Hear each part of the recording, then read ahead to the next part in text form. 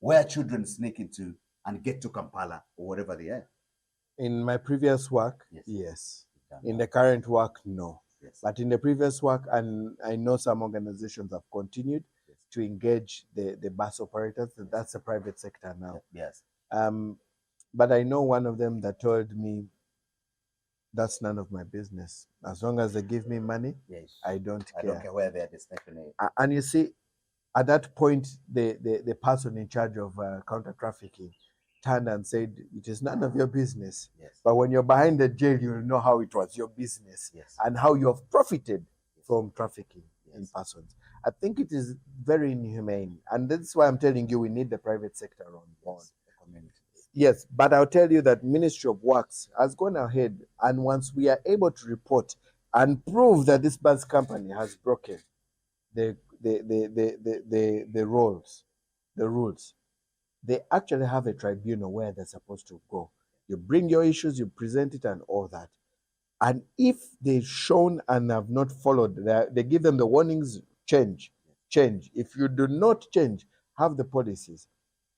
I have actually known some bus companies, I'll not mention them here, but I've known some bus companies that have actually been suspended. Their license has been suspended by Uganda because we have reported that they have continuously been a vessel facilitating trafficking in persons. One boldly told me in my face, as long as I'm being paid, it's none of my business. And when we invited them back for another meeting, they never came back because they said you are distorting our money. Maybe they're big shots.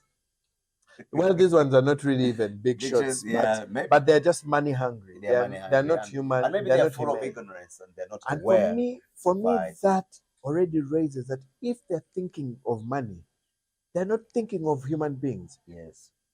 Money first.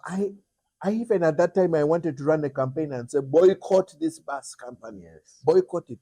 And maybe I should get to that level. Yes. Maybe we should have the campaigns in the country where the community comes in and the community for their and the communities actually know which buses. They know. If you go to the different regions, like you've said, they know. They will tell you. Like in that documentary, the bus companies mentioned very clearly. The child says, I came through this bus and it's what I may come in here.